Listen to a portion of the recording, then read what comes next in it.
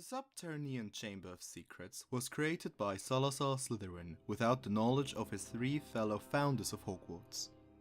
The chamber was, for many centuries, believed to be a myth.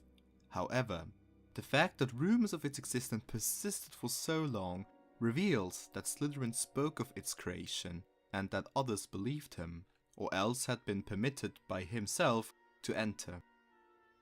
There is no doubt that each of the four founders sought to stamp their own mark upon the school of witchcraft and wizardry that they intended would be the finest in the world. It was agreed that each would construct their own houses, for example, choosing the location of common rooms and dormitories. However, only Slytherin went further and built what was in fact a personal, secret headquarters within the school, accessible only by himself or by those who he allowed to enter. Perhaps when he first constructed the chamber, Slytherin wanted no more than a place in which to instruct his students in spells of which the other three founders may have disapproved.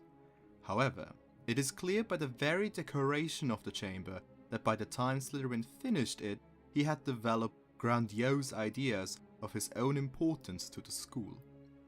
No other founder left behind them a gigantic statue of themselves or draped the school in emblems of their own personal.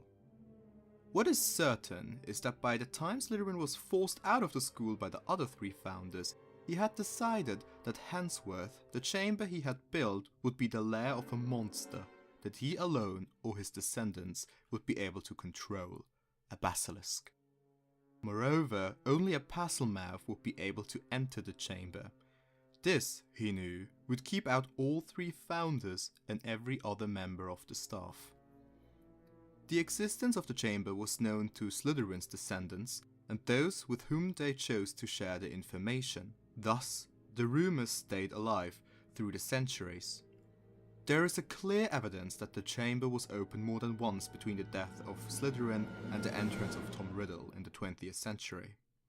When first created, the chamber was accessed through a concealed trapdoor and a series of magical tunnels. However, when Hogwarts plumbing became more elaborate in the 18th century, the entrance to the chamber was threatened, being located on the side of the proposed bathroom.